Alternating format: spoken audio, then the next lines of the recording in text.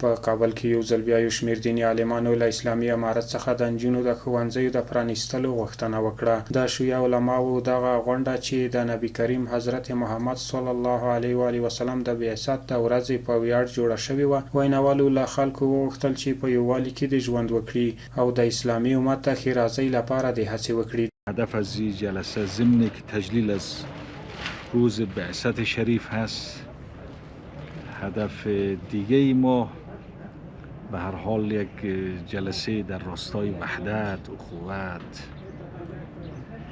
و برادری، چیزی که خواست رسول گرامی اسلام هست، ان هذه امتکم امة واحده، و علاقه قلبی رسول الله مبارک همه که امتش در کنار هم باشه. دینی عالمانو وویل اسلامي امارت اوس مهال دا وړتیا لري چې په ښه توګه د اسلامي اصولو په رڼا کې د نجونو زده کړې بیا پیل کړي. دروازه های علم و خردت بر روی فرزندانمان باز بکنیم. من از طریق تریبیون از مقام محترم امارت اسلامی خواهش میکنم، چون اولین آیه قرآن کریم از اقرأ صحبت میکنه، چنانچه جوان پیشتر این موضوع را بیان کرد. کوشش بکنن که زمینه را برای بازگشت عزیزانمون به کانونهای علمی بگشایند.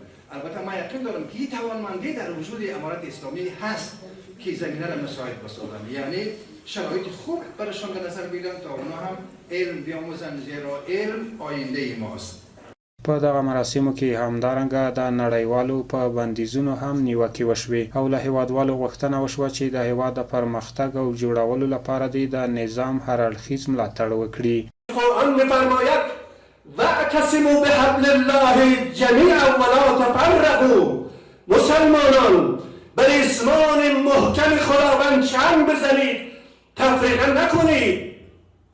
اون ریسمان محکم خداوند میتواند محمد رسول الله باشد اول، دوم قرآن و سنت باشد.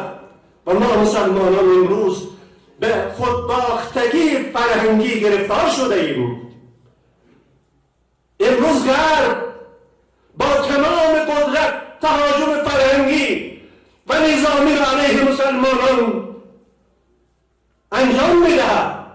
این نعمت ها علاوه بر این نعمت ها، نعمت امنیت راه ها که الان یک پشتون به راحتی میتواند در منطقه از هزارجات بره خبر بگیره.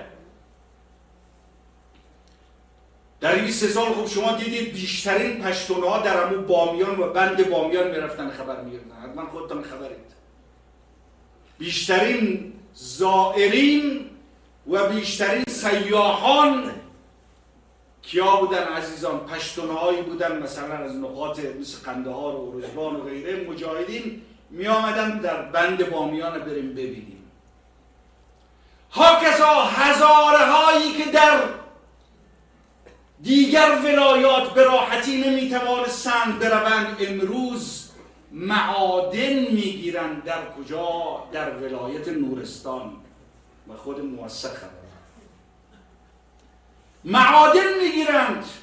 صاحب کار هزاره، کارگر هزاره، شغل درآمدزایی را یک هزاره ایجاد میکنه. او در کجا؟ در نورستان.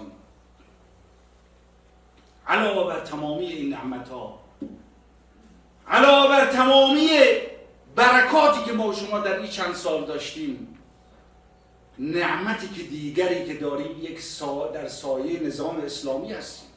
په وروستیو څو ورځو کې دا ډول بېلابېلې ولسي غونډې جوړیږي چې هیوادوال پکې ملي یووالي او د نظام ملاتړ ته هڅول کیږي.